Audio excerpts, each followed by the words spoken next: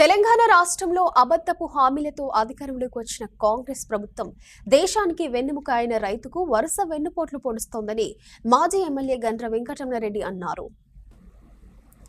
మిర్చి రైతులను ప్రభుత్వం ఆదుకోవాలంటూ రేగొండ మండల కేంద్రంలోని జాతిపిత మహాత్మాగాంధీ విగ్రహం ముందు రైతు పండించిన మిర్చి పంటను ఉంచి గాంధీ విగ్రహానికి భూపాలపల్లి మాజీ ఎమ్మెల్యే గండ్ర వెంకటరమణారెడ్డి రైతులతో కలిసి వినతి పత్రాన్ని సమర్పించారు.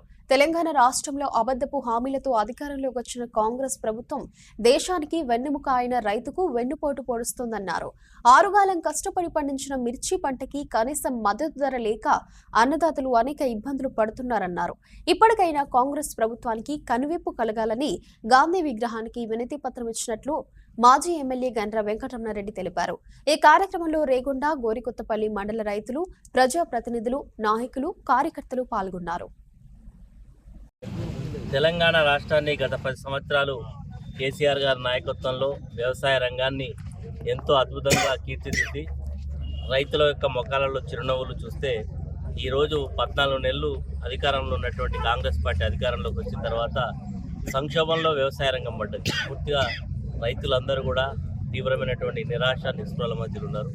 రైతు బంధు రాక, రైతులకు గిట్టుబాటు ధర లేక, కరెంటు సక్రమంగా రాక, పంట పొలాలకు నీళ్లు రాక, అన్నీ కూడా ఈ ప్రభుత్వం తీవ్రమైనటువంటి రైతుల పట్ల నిర్లక్ష్య ధోరణి అవలంబిస్తున్నది. కాబట్టి ఈరోజు ఏ పేపర్లో చూసినా ప్రధానమైనటువంటి శీర్షికలు నిన్న ఆదిలాబాద్ జిల్లాలో రైతులు మరి పత్తి తీసుకొచ్చి కొనుగోలు చేయకపోతే రోడ్డు మీద ధర్నా చేయాల్సిన పరిస్థితి వచ్చింది.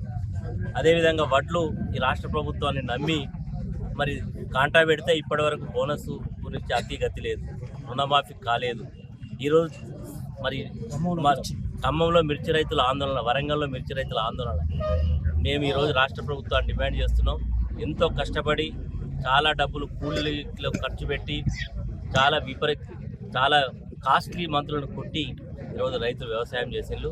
ఈరోజు ఉండేటువంటి ధరలు చూస్తే రైతులకు తీవ్రమైనటువంటి నిరాశ నిస్పృహల మధ్య కొట్టుమిట్లాడుతున్నారు. కాబట్టి తక్షణమే రాష్ట్ర ప్రభుత్వం మార్కెట్ ద్వారా కానీ, సివిల్ సప్లై కార్పొరేషన్ ద్వారా కానీ ఎవరితోటైనా మరి ఎవరు ప్రభుత్వమే కొనుగోలు చేసి 20,500 రూపాయల కనీస మద్దతు ధర పెట్టి మార్కెట్లో మిర్చి కొనుగోలు చేయాలని మరి రైతులను ఆదుకోవాలని చెప్పి ఈ సందర్భంగా డిమాండ్ చేస్తున్నాం. ఈ ప్రాంతంలో చాలా పెద్ద మొత్తంలో మిర్చి పండించే రైతులు ఉన్నారు. రైతులందరూ కూడా బాధపడుతూ ఉన్నారు. కాబట్టి వారి బాధలను ప్రభుత్వం అర్థం చేసుకోవాలని ఈ సందర్భంగా డిమాండ్ చేస్తున్నాం.